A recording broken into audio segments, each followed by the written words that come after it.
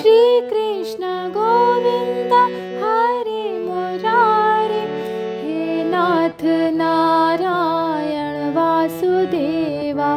श्री कृष्ण गोविंद हरे मुरारे, हे नाथ नारायण वासुदेवा।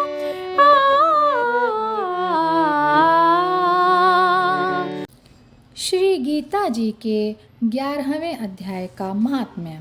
श्री नारायण ने कहा, हे लक्ष्मी, अब 11वें अध्याय का महात्म्य सुन। तुंगभद्र नाम का एक नगर था, जिसके राजा का नाम सुखानंद था। वह श्री लक्ष्मी नारायण की बहुत सेवा करता था। वहाँ के शिवालय में एक बड़ा विद्वान पंडित ब्राह्मण रहता था। उस ब्राह्मण का नियम था कि वह नित्य प्रति गीता के 11वें अध्याय का पाठ किया करता था। राजा भी वहाँ नित्य लक्ष्मी नारायण की सेवा किया करता था और पाठ भी नित्य श्रवण करता था। ऐसे ही सेवा करते करते बहुत समय व्यतीत हो गया। एक दिन राजा मंदिर से घर को जा रहा था। उस दिन बहुत देशांतर फिरते फिरते अतीत उस नगर में आए। अतीतों ने राजा से कोई जगह मांगी। कहा, हे राजन, हम कई दिन रहेंगे, हमें जगह दीजिए। राजा ने बड़ी हवेली खुलवा दी। वहाँ अतीत रहे। राजा ने सीधा भिजवा दिया। खा पी कर अतीत बड़े प्रसन्न हुए। प्रातःकाल राजा उनके दर्शन को गए। राजा का पुत्र भी उनके साथ था। कई मित्र साथ में थे। राजा हवेली में आया। तब जो महंत था वह राजा के साथ बातचीत करने लगा और राजा का पुत्र खेलने लगा। वहाँ एक प्रेत रहता था। उस प्रेत ने राजा के पुत्र को मार डाला। नौकरों ने राजा को खबर दी, हे राजा जी, कुंवर को प्रेत ने मार डाला है। राजा यद्यपि प्रभु सेवा करता था, कथा श्रवण करता था, परंतु पुत्र के मोह से राजा के मन में दुर्बुद्धि आ गई। राजा बोला, हे संत जी, आपके दर्शन का मुझको अच्छा फल मिला है। एक पुत्र था, सो भी प्रेत ने मार डाला। तब ब्राह्मण ने कहा, हे राजा, चलो देखें कहाँ है तेरा पुत्र। राजा, ब्राह्मण, महंत सभी वहाँ आए जहाँ राजकुमार मरा पड़ा था। तब ब्राह्मण ने कहा, अरे प्रेत, इस लड़के पर कृपा दृष्टि कर, जो यह लड़का जी उठे और मैं तुझे गीता के 11वें अध्याय का पाठ सुनाता हूँ। श्रवण कर, इससे तेरा कल्याण होगा। जितने जीव पीछे मरे हैं तिनका भी उद्धार होगा। अब तू अपने जन्म की बात यह क्यों कर प्रेत हुआ, तिसके पीछे तेरा उद्धार करूँगा। तब प्रेत बोला, मैं पूर्व जन्म में ब्राह्मण था, इस ग्राम के बाहर हल जोतता था। वहाँ एक दुर्बल ब्राह्मण आया था, सो इस खेत में गिर पड़ा। उसके अंगों से रुधिर निकला। एक चील ने उसका मांस नोच खाया। मैं बैठे देखता था। मेरे मन में दया न आई कि इस ब्राह्मण को छुड़ा दूं। इतने में एक और ब्राह्मण आया। उसने देखा एक दुर्बल रोगी ब्राह्मण गिरा पड़ा है और चील नोच नोच कर उसका मांस खाती है।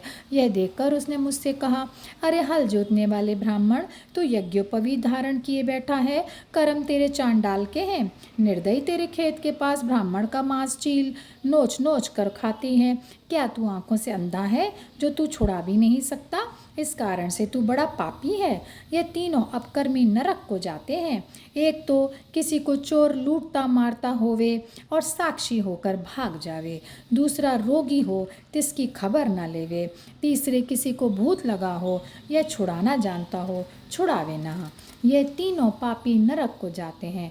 जो सर्व जीवों की सहायता और दया करते हैं तिनको अश्वमेध यज्ञ का फल प्राप्त होता है। सो मेरे शाप से तू प्रेत योनि पावेगा। तब मैंने उसके चरण पकड़कर कहा, मेरा उद्धार कैसे होवेगा? तब ब्राह्मण ने कहा, जब तुमको कोई गीता के 11वें अध्याय का पाठ सुनावेगा तब तेरा उद्धार होगा। प्रेत ने अपनी कथा सुनाई। तब ब्राह्मण ने राजा से पूछा। राजा ने कहा, इसका उद्धार कीजिए और मेरे पुत्र को जीवित कर दीजिए। तब ब्राह्मण ने गीता के 11वें अध्याय का पाठ किया और प्रेत पर जल छिड़का। तत्काल प्रेत की देह से छूटकर ब्राह्मण ने देव देही पाई। उसने पहले तो कई जीव खाए हुए थे, तिनका भी उद्धार हुआ। राजा का पुत्र सावधान हुआ। श्याम सुंदर चतुर्भुज रूप होके खड़े हो गए।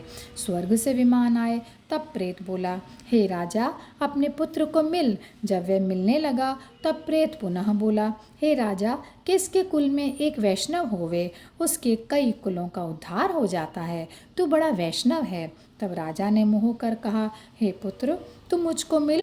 पुत्र बोला, पुत्र तू किसको कहता है? मैं कई बार तेरा पुत्र हुआ, कई बार तेरा पिता हुआ। यह पेट धन्य है जिसने मुझे मारा, और मैं श्री गीता जी के 11वें अध्याय का पाठ श्रवण कर कृतार्थ हो गया हूँ। फिर राजा ने कहा, पुत्र तू मेरे घर में एक ही पुत्र था, मेरी अब कौन गति करेगा, और कोई संतान भी तो नहीं है मेरी। तब पुत्र ने कहा, हे राजा, जिस कुल में एक वैष्णव होवे उसका उद्धार हो जाता है। पिता तू चिंता ना कर, अब मैं नारायण जी के परायण हुआ हूँ, और अब जब मैं श्री नारायण जी का दर्शन करूँगा तब तेरे कुल का उद्धार होगा, 21 कुल तेरे सुधरेंगे। तब राजा ने कहा, अच्छा तो सिधारो। वह सब विमान पर बैठकर वैकुंठ में गए। तब उस ब्राह्मण से राजा ने 11वें अध्याय का पाठ श्रवण किया। मन में कहा, अब पुत्र पुत्री कोई नहीं, विरक्त होकर गीता का पाठ किया करें, तुलसी में जल चढ़ाया करें। ब्राह्मण साधु चले गए। राजा भी परम गति का अधिकारी हुआ। श्री नारायण जी कहते हैं, हे लक्ष्मी, यह 11वें अध्याय का महात्म्य है जो तूने श्रवण किया है। और यहीं पर ये 11वें अध्याय का महात्म्य समाप्त होता है। जय श्री कृष्णा, जय श्री कृष्णा, जय श्री कृष्णा।